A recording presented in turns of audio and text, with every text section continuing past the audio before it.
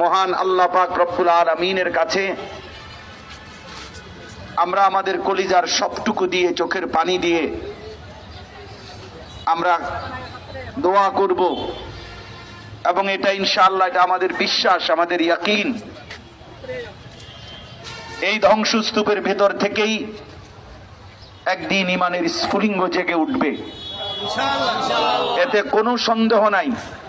কোরআনুল কারীমের অকাট্য বর্ণনা, রাসূলুল্লাহ সাল্লাল্লাহু আলাইহি ওয়াসাল্লামের অমোঘ ভবিষ্যৎবাণী, এই কথার আলোকে এ কথা স্পষ্ট।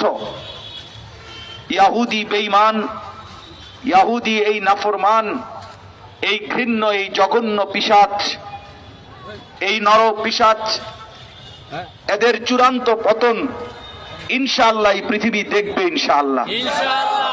ফিলিস্তিনের মজলুম মুসলমান শেষ পর্যন্ত ইনশাআল্লাহ বিজয়ের হাসি হাসবে, আল্লাহ তাআলার এটাই ফয়সালা।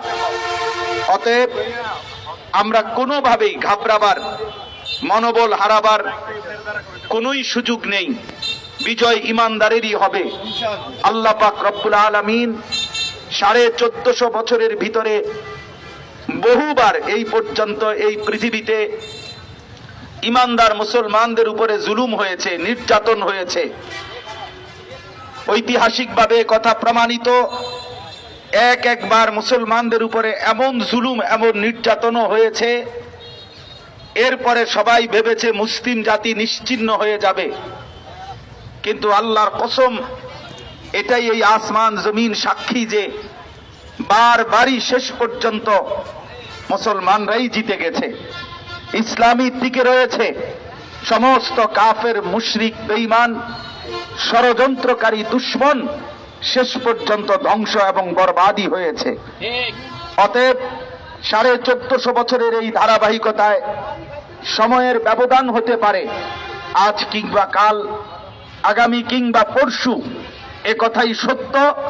ইসরায়েলের পতন হবেই হবে, ফিলিস্তিন গাজার বিজয় হবেই হবে। এত রক্ত, এত চোখের পানি, এত মাসুম বাচ্চার আহাজারি, শহীদের এত খুন বৃথা যায়নি পৃথিবীতে কখনোই, এবারও ইনশাআল্লাহ বৃথা যাবে না। অতএব আমরা আমাদের সামর্থ্য অনুপাতে এই মুহূর্তেই ইনশাআল্লাহ আজকের এই বিক্ষোভ কর্মসূচি এবং সারা পৃথিবীর সাথে একাত্মতা ঘোষণা করে গাজা এবং ফিলিস্তিনের পক্ষে আমরা এখন আমাদের মিছিল শুরু করতে যাব।